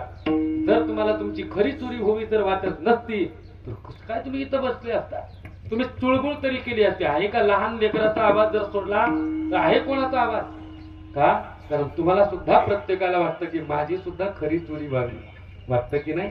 मग खरी जर चोरी व्हावी असेल तर 2 गोष्टी कराव्या लागतात. 2 गोष्टी कराव्या लागतात. आपल्या जवळ काहीतरी जे आहे ते आपलं चोरीला जावं अशी मनामध्ये इच्छा असली पाहिजे. काय असलं पाहिजे? काय असलं? मी सांगितलं ना तुमचा काय अधिकार आहे मला माहिती नाही. मी काय मन कवड्या माणूस नाही की हा ज्ञान प्रदान गवळणे, ही भक्ती प्रदान आहे, ही कर्म प्रदान आहे, मला माहिती नाही. पण जे काही असं ना ते सगळं आपलं ते चोरीला जावं अशी आपल्या अंतःकरणामध्ये दृढ श्रद्धा असावी. आणि अशी अंतःकरणामध्ये दृढ श्रद्धा असली की मग ते चोरीला जाईल. पण ते चोरीला जाण्याकरता सवे तुकया मेला तेने हा अवगुण्या आणला. काय आहे? त्या तुकोबाराने हा अवगुण्या आणला म्हणून त्या तुकोबारांना विसरू नये. एक ते मेला हा शब्द वापरला. पण असंही महाराज ही जर चोरी व्हावीशी वाटत असेल ना तर लोकांच्या दृष्टीने मरावं लागेल. नाही कळालं मी काय शब्द वापरतोय? मेला. सवे तुकया मेला तेने हा अवगुण्या आणला. अवगुणी असणारा. अवगुणी म्हणजे काय? अवलक्षणी नाही. म्हणजे नाही, ज्याच्याजवळ गुणच नाही ना तो अवगुणी परमात्मा, निर्गुण निराकार परमात्मा सगुण साकार रूपामध्ये आणला. मग जर आपल्याला वाटत असं ना आपली खरी चोरी व्हावी तर आपल्याला लोकांच्या दृष्टीने मरावं लागेल. आहे का तयारी? बोला ना. आता बोलणं माझं वेगळं वाटेल. मरावं लागेल म्हणजे आता पुढे येईल विचार. गाडीच्या खाली जावं लागेल का? फाशी घ्यावं लागेल का? कोणतं औषध घ्यावं लागेल का? कोणते चाकू घेऊन असे? अरे तसं नाही. लोकांच्या दृष्टीने मरावं लागेल. कारण का? लोकांच्या दृष्टीने आपण जे आहोत ना ते आपलं खोटं अस्तित्व संपवावं लागेल. लोकांच्या दृष्टीने जर जिवंत राहा पण खरं आत्मदृष्टीने तर मरा. वेदांताच्या ग्रंथाचं अध्ययन करायचं. कशा करता करायचं? महाराज आम्हाला पंचीकरण शिकायचं मान्य. पंचदशी, विचारसागर, विचार चंद्रोदय हे बेसिक सांगतो. पुढे तर फार वेगळं आहे. वृत्तीवल्ली हे फार येत महाराज. खंडन, खंड, खाद्यम, भामती टीका अद्वैत सिद्धी, न्यायामृत अद्वैत सिद्धी, बरेच आहेत सांख्यकारिका आदी भरपूर ग्रंथ आहेत. अहो पण हे शिकायचे कशा करता. एक किस्सा असा झाला, देगलूरकर महाराजांच्या मठामध्ये ज्या वेळेला पाठ होते महाराज, आणि खूप सुंदर पैकी पाठ जी पंढरपुरात चालायची ती पाठ आळंदीत चालत होती. साधक आश्रम, आमची पद्धत साधक आश्रमातली पद्धत आहे, मध्ये विठोबा रुक्माईचं भजन. तर त्यावेळेला सद्गुरू दादा महाराज साखरे हे पाठ घेत होते. म्हणजे जे आत्ताचे डॉक्टर श्री गुरु किसन महाराज साखरे त्यांचे वडील दादा पाठ घ्यायचे. आणि दादा पाठ घ्यायचे म्हणून तिथं गुरुजी आले पाठाला. गुरुजी म्हणजे कोण? गुरुजी म्हणजे रंगनाथ महाराज परभणीकर, सामान्य नाही अधिकार महाराज त्यांचा. प्रभावती क्षेत्र निवासिनंतम नमामि वेदांत विदां वरिष्ठम, त्याच्याविषयी बोललं जातं. आम्हाला पाठ घेत असताना पहिली प्रार्थना जी आमची तीच आहे, तुम्ही पूर्ण मद इथपासून सुरुवात, त्याची त्याची परंपरा आहे, पण आम्हाला सुरुवात तीच आहे. साखरे वंश विख्यातम ज्ञानदान परायणम विनायकं गुरु वंदे भवबंध विमुक्तये ज्ञान प्रताप विलसत वचनामृतंच अद्वैत भाव पटुतानहित बुद्धिरच. गुरुजींची स्तुती ऐका. ज्ञानेश्वरस्तु भगवान अवतीर्ण एव श्रीरंगनाथं गुरुराजवर्यं श्रीरंगनाथं गुरुराज नमस्तुभ्यं मुमुक्षुनां ज्ञानदानेकरक्षं प्रभावती क्षेत्र निवासिनंतं नमामि वेदांत विदां वरिष्ठं. ही स्तुती घेतली जाते. का गुरुजींचं नाव साखरे घराण्याशी जोडलं गेलं? गुरुजी पाठाला तिथं गेले. मला काय सांगायचं ऐका. गुरुजी पाठाला गेले, गुरुजींना मग तिथे दादांनी प्रश्न विचारला. बरेचसे महाराज लोक होते. विचारलं, मी आजपासून तुम्हाला ग्रंथ सांगणार आहे, सांगा तुम्हाला ग्रंथ कशा करता श्रवण करायचा. तुम्ही ऐकताय ना सर्वजण, तुम्ही म्हणता काला सांगायचं. अरे हाच खरा काला आहे, दुसरा कोणताच नाही, बाकी सगळा काला आहे. नाही कळालं? सोडून द्या. मला काय सांगायचंय, कशा करता ऐकायचंय. कोणी उठून उभं राहतं, महाराज मला विद्वान व्हायचंय, बर मला प्रसिद्ध कीर्तनकार व्हायचंय, मला प्रसिद्ध वक्ता व्हायचंय, असे बरेच जण म्हणले. गुरुजींकडे लक्ष गेलं. दादा गुरुजींना म्हणतात काय व्हायचं. आता ते एकरी भाषेतला शब्द होता, माझा अधिकार नाही गुरुजींना तसा बोलायचं. काय व्हायचं. त्यावेळेला त्या ठिकाणी गुरुजी उठून उभे राहील. म्हणे दादा तुमच्या चरणी विनंती करतो, मला ना प्रसिद्ध कीर्तनकार व्हायचं, ना मला प्रसिद्ध वक्ता व्हायचं, ना मला काही हे करायचं. म्हणजे मग काय करायचं, कशा करता आला म्हणे इथे परभणीवरून, इथं कशाला आले. दादा खरं सांगू, मला मुक्त व्हायचं. नाही वाक्य कळालं, मला मुक्त व्हायचं, बाकी काहीच नाही. आणि खरे ग्रंथ याच्या करताच ऐकायचे, पोट भरायच्या विद्येकरता नाही ऐकायचे. आपली चोडवर आपल्याला करायची ना, लोकांच्या दृष्टीने कसंही असू द्या हो, पण आपण स्वतःचं अस्तित्व संपवलं पाहिजे. निपट निरंलालजी म्हणतात, दाना खाक में मिलता है सो गुले गुलजार बनता है, मिटा कर अपनी अस्थि को जब कोई मर्तबा चाहे, दाना खाक में मिलता है सो गुले गुलजार बनता है. दाण्याला जर लाही व्हायचं असेल तर दाण्याला स्वतः अस्तित्व अग्नीमध्ये समर्पित करावं लागतं महाराज, समर्पित करावं लागतं. तसं आपलं हे देह हा एक साधन आहे, आणि हे आपलं स्वतःचं अस्तित्व समर्पित करा. जे खोटं खोटं अस्तित्व आहे ना ते समर्पित करा, आणि खोटं अस्तित्व समर्पित करून त्याच्याशी नातं जोडा. कोणाची? परमात्म्याची. मी दोन्ही बाजूने बोलतो. भक्ती ज्ञानाच्या माध्यमातून मरावं लागेल, लोक आपल्याला मरावं लागेल, म्हणजे आपली जीवनाची आपल्याला संपवावी लागेल. त्यावेळेला होईल. अरे परपुरुषाची सुखभोगी जरी उतरवणे करी घ्यावे सुख स्वतः. दुसऱ्या परपुरुषाचं सुख भोगण्याकरता स्वतःच्या पतीला मारावं लागतं ना, तसं संसार रूपी पती मारल्याशिवाय परमात्मा रूपी पती प्राप्त होणारच नाही. हा त्याच्यातला मतितार्थ आहे. म्हणून हे जर कोण करतं, कोणामुळे झालं. सवे तो कया मेला तेने हा अवगुण्या आनिला, म्हणती नंदाची या पुरे आजी चोरी केली करे विठोबा.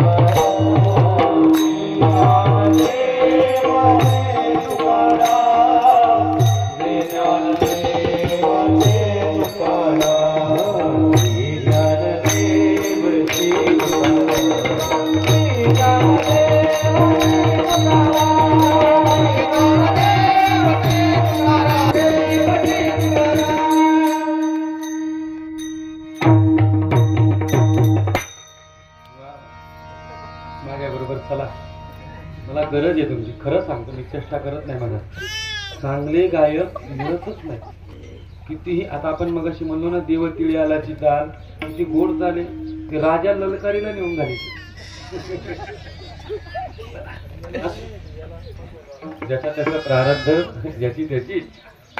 आपण सर्वजण काल्याच्या स्त्रीकरता जमलो. धावत्या वेळेमध्येच गवळणीचा अर्थ बघितला. एक 10 मिनिटं मला फक्त द्या ना. 10 मिनिटात चरित्र सर्व संपणार आहे. ऐक झाला असं. भगवान श्रीकृष्ण परमात्मा कारागृहामध्ये प्रगट झाला. आता बरंचसं चरित्र, पण काय काय सांगू. वसुदेवानी त्याला घेऊन गेले. घेऊन गेल्यानंतर काय, नंदबाबाच्या घरी सोडलं.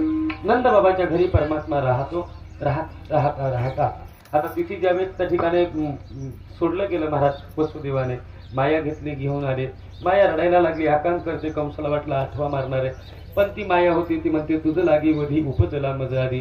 त्याला मृत्यूची सूचना दिली. इकडे पहाटेच्या वेळी नंदाची बहीण होती सुनंदा. त्या सुनंदीने यशोदा मैयाला पाहण्याकरता आली. यशोदेला पाहण्याकरता आल्यानंतर यशोदा बाळंतपण झालं होतं. तिला त्या ठिकाणी कळालं सुद्धा नाही की माझं बाळंतपण झालंय. माता माऊलीला प्रसूतीच्या वेदना होत असतात. तिला कळतं की मी प्रसूत झाले. यशोदेला का कळालं नाही, अनेक कारण आहे, पण एक कारण म्हणजे माया आधी प्रगट झाली होती म्हणून. मायेमुळे माणसाला काही कळत नाही. आपलं कोण परक कोण हेही कळत नाही, काय होतं हेही कळत नाही, कारण ती माया आहे. यामाचा माया हा, जे नाही ती पण भासते ती माया आहे. असो, मग झालं काय, यशोदा मैयाच्या समोर त्या ठिकाणी सुनंदा गेली. श्यामवर्णाचा कन्हैया बघितला, जाग केलं. यशोदा जागी होऊन कन्हैयाला स्तनपान करायला लागली. सुनंदा बाहेर आली. बाहेर येऊन त्या ठिकाणी बोलायला लागली महाराज.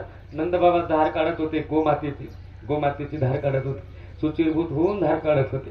ते द्वापार युगातले नंद होते, कलियुगातले नाही. कलियुगातले नंद तोंडही धुत नाही, तेच गायची धार काढायला जाते. गाय पवित्र आहे, गाय सामान्य नाही. नंतर कधीतरी प्रयत्न करूया बोलण्याचा. गाय सामान्य नाही. गवामध्ये साम्यहं, त्या गायीमध्ये मी राहतो. परमात्मा म्हणतो की नाही. ऐका, मला काय सांगायचंय.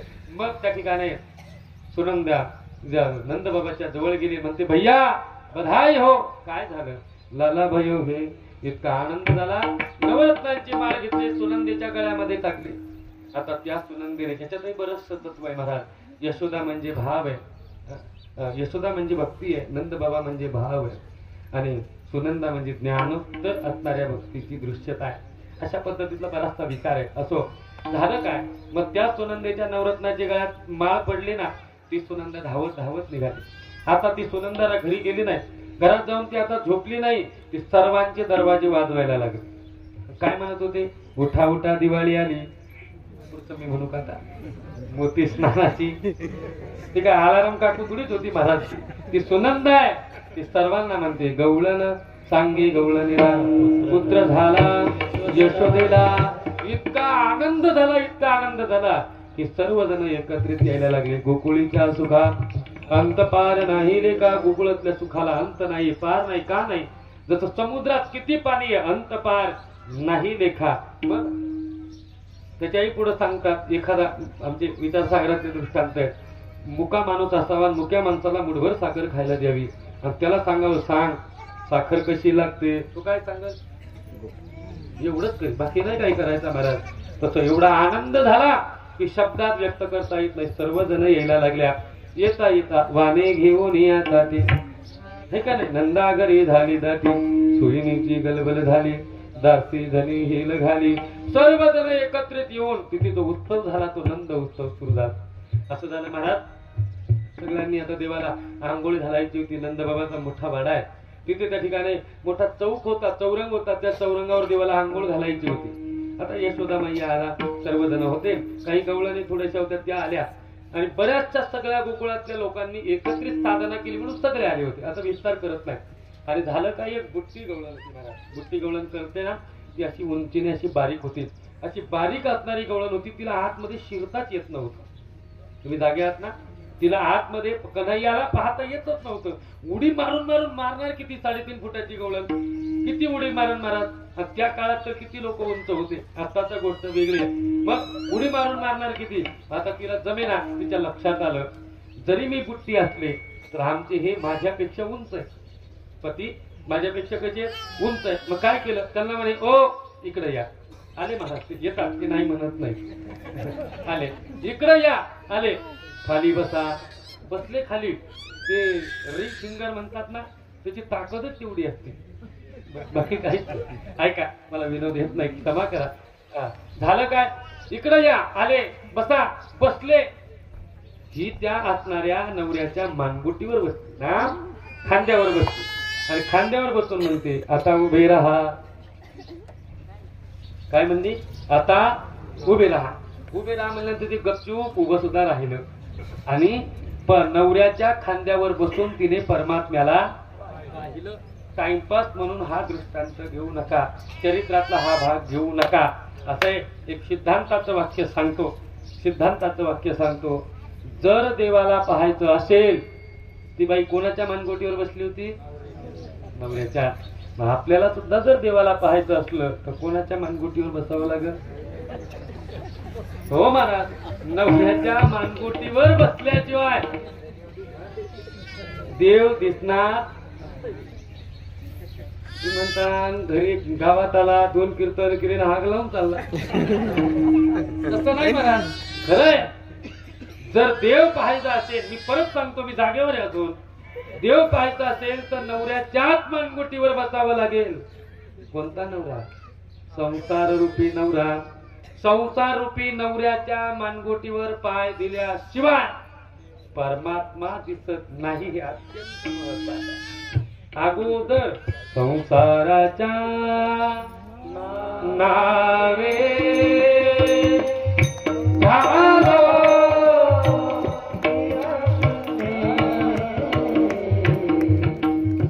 संसाराला शून्य किंमत देऊन, संसाराला बाजूला सारून मग परमात्मा दिसतो. तिला परमात्मा दिसला.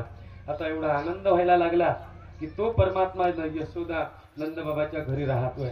परमात्मा पालथा पडायला लागला. पालथा पडणारा परमात्मा हळूहळू रांगायला लागला. रांगणारा परमात्मा भिंतीला धरून उभं राहायला लागला. उभं राहणारा परमात्मा लुटू लुटू 12:30 वाजले, मी तरी काय करू, लुटू लुटू चालायला लागला. चालणारा परमात्मा दूध लोण्याचे गोळे घ्यावेत, तोंडाला लोणी लावावं आणि आरशाच्या समोर जावं आणि आई मैयाला आवाज देवा, मैया चोला यो, चोर आला, चोर आला असं म्हणलं की मैयाने यावं. कुठे? स्वतःला दाखवावं. अरे मी असा चोर आहे, ऐसा पुराण प्रसिद्ध चोर केशवनाम्याचा, पुराणाने प्रसिद्ध केलेला चोर आहे. असा परमात्मा आनंद देतो. तोच परमात्मा सवंगड्यांमध्ये जायला लागला. सवंगड्यांमध्ये जाऊन सगळे मरतुकडे दिसले. वैकुंठवासी गुरुवारी नामदेव महाराज पठाड्यांचं वाक्य आहे. ते म्हणायचे असे कसे रे तुम्ही हातपाय काड्या मड्या ढेर वाड्या. त्यांची भाषा होती. कुपोषित बालकासारखे असे कसे तुम्हाला दही दूध लोणी मिळत नाही का. मिळतं देवा. आता मी माझ्या भाषेत सांगतो बरं का. Not coming to dairy is going to only dairy. त्याचं कारण सांगतो. तुम्ही म्हणता असं का हे कुठं लिहिलेलं नाही. पण एक थोडं शांत वाक्याने माझं वाक्य आहे का. ज्या अर्थी परमात्मा विटेवर उभा आहे आणि ज्या अर्थी आमच्या गळ्यामध्ये पवित्र तुळशीची माळ आहे आणि आम्ही जर त्याच्या विषयी जर चिंतन करत असाल आम्ही जर वारकरी असाल तर नक्कीच आम्ही त्या काळात सुद्धा होतो. म्हणून आम्ही हे बोलतो. ज्या वेळेला तो राम होता त्यावेळेस आम्ही वानर होतो. ज्या वेळेला तो कृष्ण त्यावेळेस आम्ही गोपाळ. आणि आता तुम्ही उभे विटेवरी आम्ही झालो. आम्ही वारकरी झालो का नाही. म्हणून माझं वाक्य ते ढेरीला मिळत नाही. मग काय करा. चोऱ्या करा. इतक्या चोऱ्या झाल्या की त्या दुधाने पालत्या व्हायला लागल्या. पाहती गवळणी तवती पालथीत दुधाने मनती नंदाची या पोरी आजी चोरी केली खरे तया विननासे नोहे दुसरी आईसे. त्याच्याशिवाय याला दूध कोणी करू शकत नाही. मग सगळे यशोदे जवळ जातात. यशोदे कृष्णाशी सांगावे गोकुळी राहावे का जावे. का बरं प्रत्येक येऊन सांगायला लागली. परवा आला आमुच्या घरा बाहेर विजला होता म्हातारा हे ओनी ताकाचा डेरा ओढीला सैरा तया. बघ ना परवा घरी आला म्हातारा झोपलं होतं. जाडजूड होतं चांगलं. वक्ते बाबा सांगायचे बरं का आमचे वक्ते बाबा म्हणायचे असंच जाडजूड म्हातारा होतं. शांत झोपलं होतं. असा डेरा लावलेला होता आणि डेरा लावल्याच्या नंतर त्याने हात घातला तर ताक दिसलं. यशोदे काय सांगू तुझ्या पोराची करणी. घेऊन ताकाचा डेरा फोडीला सैरा तयावरी. त्याच्या ढेरीवरच त्या ठिकाणी ताकाचा डेरा फोडून टाकला. ताकाचा डेरा त्या ठिकाणी फोडून टाकलं. यशोदे माझं कुंकू बळकट म्हणून म्हातारं वाचलं. आमचे वक्ते आबा याच्यापेक्षा पुढे म्हणायचे. क्षमा मागून बोलतो आबांचं वाक्य. आबा म्हणायचे टकल्या टिकला म्हणून टिकली टिकली.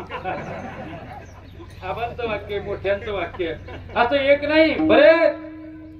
पहिली आली धावणे याने बाय काय केली करणे पतीची दाढी माझी विणी गाठ दिली कोणा तयाची जोडून गाठबाई कोणाची सुटेना धरो जाता सापडेना यशोदे बाळ तुझा तान्हा कोठवरी सोचू दे. काय करू तरी काय. प्रत्येक जण यायला लागले. प्रत्येक जण यायला लागले. ताने द्यायला लागले. यशोदा म्हणते नाही बाळ सगुण गुणाचे ताने गवळणी फार आल्या म्हणता आल्या पण वेळेचा अभाव आहे. ऐका बरंच झालं आम्ही पकडून दाखवतो. नामदेवराय म्हणतात पकडून दाखवूच शकत. हा ब्रह्मविधीचा जनिता तुम्ही याला धरू पाहता हा कैसा येईल हातागी गोकुळचा. कसं काय तुमच्या हाताला येईल. हाताला येऊ शकतच नाही. मग काय करावं. काय करावं. पकडून दाखवलं. जमलं नाही. फजिती गवळणींची झाली. यशोदेने 1 महिन्याचा उपवास केला. महाराज गणपतीचं व्रत केलं. एकमास देवी खोडी नाही केली. प्रतीती आली. यशोदेला प्रतीती आली. कळालं आणि कळाल्यानंतर मग मात्र यशोदा मैया आता उद्यापन केलं. पण तरी सुद्धा चोऱ्या सुरू झाल्या. एक कवळी म्हणायला लागली आता नको झालं बाबा. आता नको नकोच वाटायला लागलं. तुझ्या मी पाया पडते यशोदे.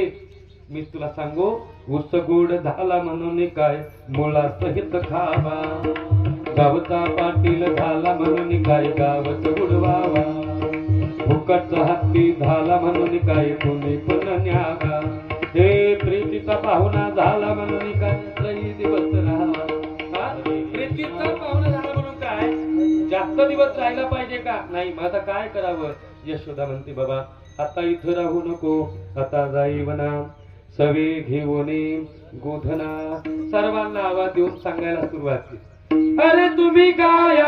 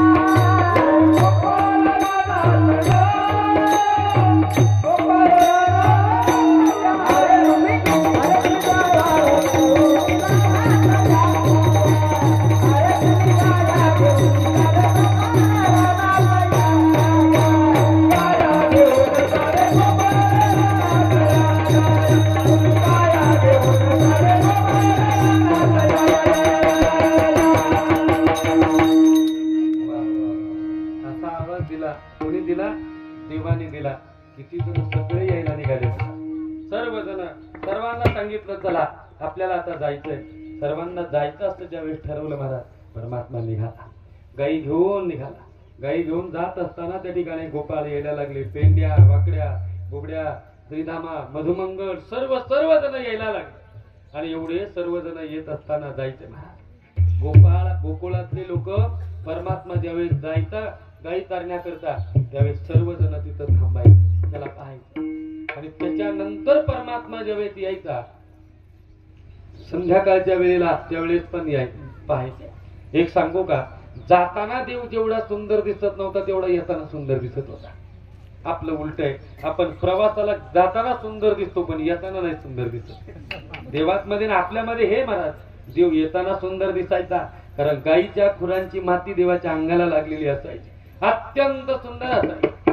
परमात्मा गेला रे गेला की परमात्म्याच्या चरणाचं चिंतन गोपाळांनी करावं.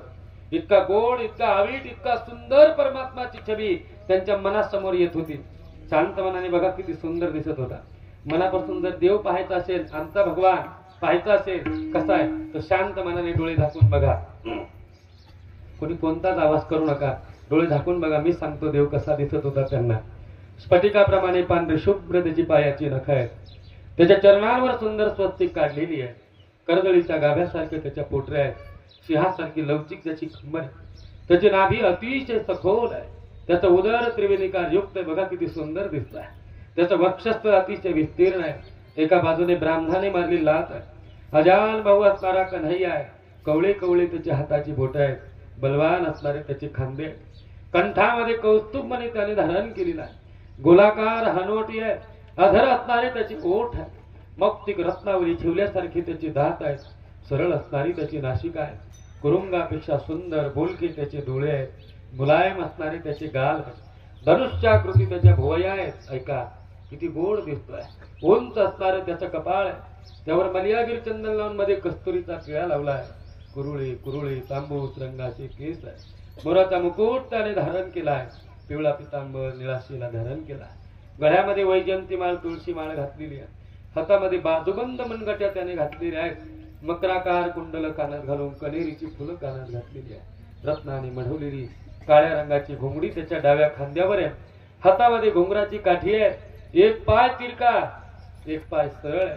असा देवडा चरणी परमात्मा त्या गोकुळातल्या जे गोपाळ आहे, ज्या गोपिका आहेत ते स्मरण करताना परमात्मा त्यांच्या समोर दिसत होता.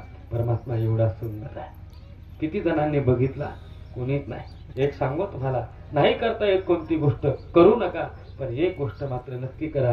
सकाळी उठल्यानंतर स्नान झाल्याच्या नंतर परमात्म्याच्या पायाच्या नखापासून डोक्याच्या केसापर्यंत परमात्म्याचं स्मरण करा आणि मग तुमचा तो दिवस कसा जातो ते नंतर आपल्याला सांगा. एवढी याच्यामध्ये ताकद आहे महाराज, याच्यामध्ये ताकद आहे. ऐका, असा परमात्म्याची छबी येत होती. आणि आता तिथं खेळतात अनेक प्रकारचे खेळ. 12:30 वाजले म्हणून झाले होते. विटी दांडू, चेंडू, लगोरी, नानापरी, खेळ मांडी येला, यमुनेच्या तीरे, एवढे सगळे खेळ झाले. पण खेळ होऊन आता भूक लागायला लागली हो. 7 दिवस सेवा केली आहे. आजचा 8वा दिवस उजाडला. 12 वाजता जेवायला मिळायला पाहिजे होतं.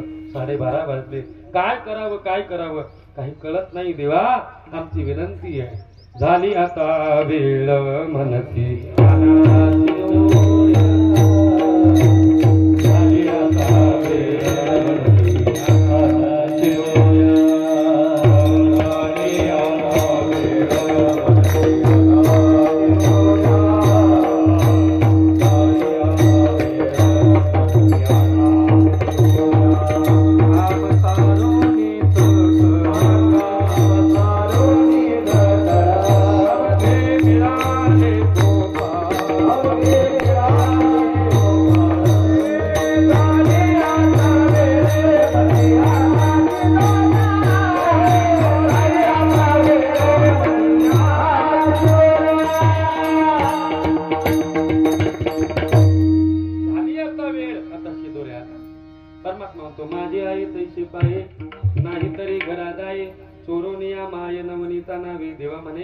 अरे देवा, तू म्हणतो तुझ्यासारखं पाहिजे, पण आमची तुझानी तूच पालती केली. मगाची ऐकून आलो. पाहती गवळणी तवती पालती आमची दुधानी पालती केली आमच्या जवळ तुका म्हणे अरे माझे कोणी नाही घरी नका करू दुरी माझा पाया वेगळे असं म्हणल्यानंतर सर्वांच्या शिदुरा ज्या होत्या एकत्र केल्या कळके सोडी येल्या मोठा आजचा दही काला गोमटा सर्वांना एकत्र केलं सर्वांच्या शिदुरा एकत्र केल्या आणि एकत्र करून परमात्म्याने सर्वांना काल्याचा आनंद प्राप्त करून दिला तोच काला आपण करणार आहोत काल्याकरता देव आहे भक्तांनाही आमंत्रित करा ज्ञानेश्वर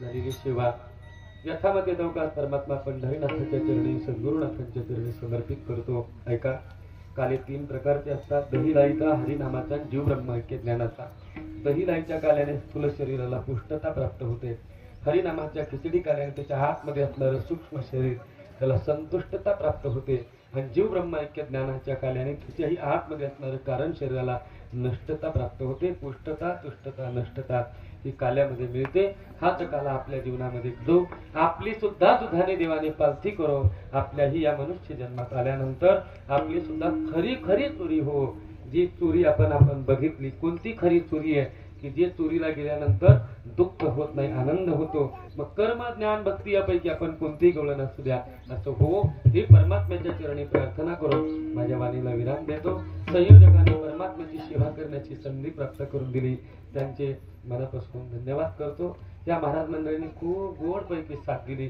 त्यांचे मनापासून धन्यवाद करतो तुम्ही सर्वांनी शांत मनाने चिंतन कालन आजही मला 2 दिवस ऍडजस्ट करून घेतलं तुमचे मनापासून धन्यवाद करून माझ्या वाणीला या ठिकाणी विराम देतो हरे किंबहुना तुमचे केले धर्म संकीर्तन सिद्धी नेले हेत माझे जे उरले पायिक पण कृपाळू सज्जन तुम्ही संत जन हिची कृपादान तुमचे मज आठवण तुम्ही द्यावी पांडुरंगा किंब माझी सांगा काकुळते अनाथ अपराधीपती दागळा परी पाया वेगळा नका करू तुका म्हणे तुम्ही निरविल्यावरी मग मज हरी उपेक्षिना आठवण तुम्ही द्यावी पांडुरंगा किंवा माझी सांगा काकुळती एका तालात सर्वांनी टाळी वाजून म्हणा हरी एकाची टाळे झाले चंद्र भाग्यवान वंदे